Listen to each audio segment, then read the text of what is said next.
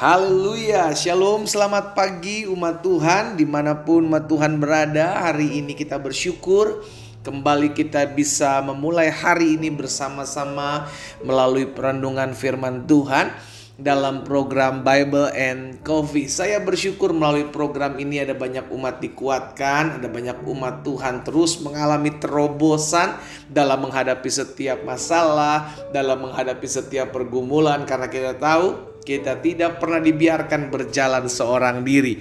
Ada tangan Tuhan yang kuat yang menuntun kita. Ada tangan Tuhan yang kuat yang menyertai hidup kita. Ada tangan Tuhan yang kuat yang membuat tanda-tanda ajaib dalam kehidupan kita. Sehingga apapun yang kita hadapi hari-hari ini, kita akan melihat pembelaan dan penyertaan Tuhan sempurna atas kehidupan kita. Saudara dikasih dalam Tuhan, saya rindu melalui program ini ada banyak umat Tuhan dikuatkan. Karena itu jangan stop hanya mendengarkan, tetapi lakukan firman Tuhan. Apa yang menjadi kebenaran firman Tuhan jadi berkat bagi banyak orang, sehingga melalui kehidupan kita ada banyak umat Tuhan juga dikuatkan. Karena itu saya mengajak setiap umat Tuhan yang sudah diberkati melalui program ini untuk bagikan kembali renungan singkat ini di akun-akun media sosial kita, agar banyak umat Tuhan mengalami pemulihan, agar banyak umat Tuhan mengalami perjumpaan dengan pribadi Tuhan melalui firman-Nya. Haleluya. Mari saudara dikasih dalam Tuhan, kita akan kembali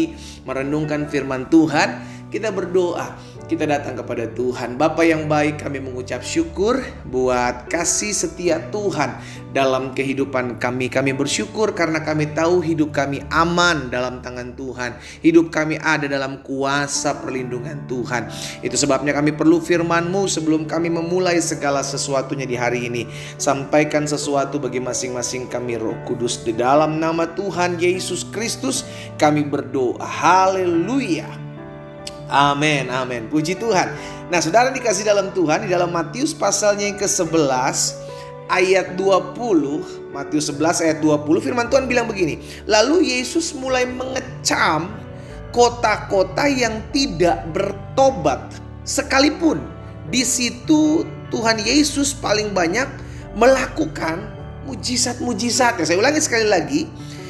Yesus mengecam setiap kota yang tidak mau bertobat, sekalipun di situ ia paling banyak, perhatikan, ia paling banyak melakukan mujizat-mujizatnya. Saudaraku, mujizat menuntun setiap manusia kepada pertobatan.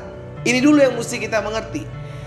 Jangan hanya kejar mujizat, setelah itu kembali ke kubangan, iya kan? Alkitab bilang jangan sama seperti anjing yang kembali kepada muntahnya dan babi kepada kubangan.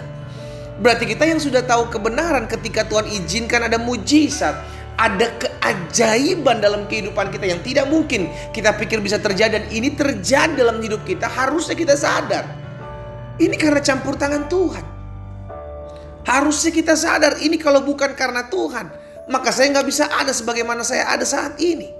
Berarti yang Tuhan kehendaki adalah pertobatan. Sama-sama bilang sama saya, pertobatan.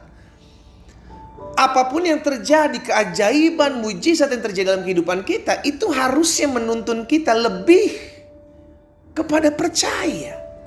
Sehingga akhirnya yang terjadi menuntun hidup kita, yang terjadi mengarahkan hidup kita dan membawa iman kita lebih lagi mengandalkan Tuhan. Dengan apa? Mujizat.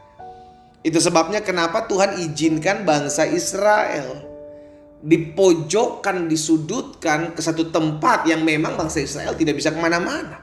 Di hadapannya ada Laut Teberau. Di belakang mereka ada bangsa Mesir, orang-orang Firaun siap untuk membunuh mereka. Disitulah Tuhan buat mujizat. Tuhan membelah Laut Teberau sehingga mereka melihat ada jalan kering yang bisa mereka lalui untuk menyeberang. Lihat saudara, tapi memang dasarnya mereka semua ini kepala batu, gak mau kembali percaya akan mujizat yang sudah Tuhan buat, sehingga mengeluh kepada Tuhan melalui karena makanan, mengeluh kepada Tuhan karena minuman, karena urusan perut. Tidak mau bertobat, padahal Tuhan sudah memperlihatkan mujizatnya. Tuhan sudah memperlihatkan kuasanya membelah Laut Teberau yang tidak mungkin bisa dibuat oleh siapapun. Hanya Tuhan yang sanggup membuatnya. Dan saya percaya ada banyak dari kita sudah mengalami campur tangan Tuhan, saudara. Kalau kita mau jujur, kita banyak kali melihat pembelaan Tuhan kok.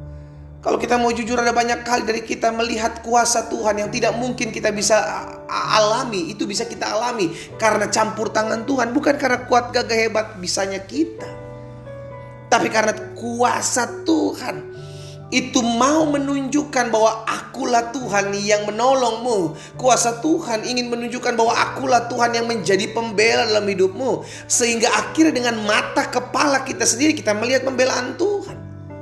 Harusnya menuntun kita kepada pertobatan. Itu sebabnya Tuhan Yesus tegur seseorang yang pernah disembuhkan. Iya kan? Di dalam Yohanes pasal 5 ayat 14. Kemudian Yesus bertemu dengan dia dalam bait Allah. Siapa dia? Orang yang pernah disembuhkan oleh Tuhan Yesus. Dari lumpuhnya dia bisa kembali berjalan. Tuhan Yesus bilang apa sama dia? Di dalam Yohanes 5 ayat 14. Kemudian Yesus bertemu dengan dia dalam bait Allah, lalu berkata kepadanya, engkau telah sembuh. Jangan berbuat dosa lagi, supaya padamu jangan terjadi yang lebih buruk. Lihat teguran ini. Mujizat Tuhan Yesus buat kepada orang lumpuh ini agar orang ini mengalami pertobatan. Agar orang ini tidak lagi berbuat dosa karena kasih Allah dicurahkan dalam hidup orang-orang yang berdosa. Sehingga akhirnya, saudara sekasih dalam Tuhan, selalu saya bilang ini terlalu mudah untuk Tuhan membuat mujizat dalam hidup kita. Terlalu mudah untuk Tuhan buat sesuatu yang tidak mungkin kita bisa lakukan. Itu terjadi dalam kehidupan kita. Tetapi yang Tuhan tuntut dalam hidup kita adalah perubahan, pertobatan. Sama-sama bilang sama saya harus bertobat. Amin. Kita bisa jatuh, betul kita bisa jatuh, tapi bangkit dong, jangan ulangi lagi. Kita bisa jatuh, betul, tapi sadar dong, berjaga-jaga. Jangan sampai kita jatuh lagi di tempat yang sama, jatuh lagi di tempat yang sama. Ayo sama-sama sama saya kita bilang sama Tuhan, Tuhan tolong saya. Sama-sama bilang sama saya, Tuhan tolong saya, mampukan saya. Agar saya hidup dalam pertobatan. Mujizat menuntun setiap kita untuk kepada pertobatan yang sungguh-sungguh. Jika engkau hari ini mendengarkan firman Tuhan dan engkau pernah melihat mujizat terjadi dalam hidupmu, sesuatu yang tidak mungkin bisa terjadi dan itu Tuhan buat dalam hidupmu. Tuhan mau setiap kita berubah, Tuhan mau setiap kita bertobat, Tuhan mau setiap kita kembali kepada jalan-jalan Tuhan. Sehingga akhirnya hidup kita sungguh boleh melihat pembelaan, pertolongan, dan campur tangan Tuhan yang sempurna. Kita berdoa, kita datang kepada Tuhan. Bapa, dalam nama Yesus, hari ini kami diingatkan satu kebenaran firman-Mu yang menuntun kami. Agar kami benar-benar hidup berubah, benar-benar hidup dalam pertobatan. Seringkali kami melihat mujizat terjadi dalam hidup kami. Tapi ampuni kami tidak mau bertobat. Padahal kami tahu hari ini kami diingatkan mujizat Tuhan terjadi untuk menuntun orang-orang yang belum bertobat kepada masuk dalam pertobatan. Tapi seringkali kami hanya mengejar mujizat Tuhan tanpa mengejar hati yang mau diubahkan. Hamba berdoa ya Allah, menyerahkan setiap umat-Mu yang pagi hari ini mendengarkan firman-Mu, jamah setiap kami, tuntun kami kepada pertobatan yang sejati. Hamba juga berdoa buat yang sakit, Allah, di dalam nama Yesus, Allah sembuhkan, tergenapi firman-Mu. Sampaikan firman, disembuhkan mereka, terjadi dalam nama Yesus. Bahkan setiap kami yang memerlukan jalan keluar, Tuhan bukakan jalan keluar. Di dalam nama Yesus kami berdoa dan kami bersyukur. Haleluya. Amin. Kita nikmati kopi kita, saudara.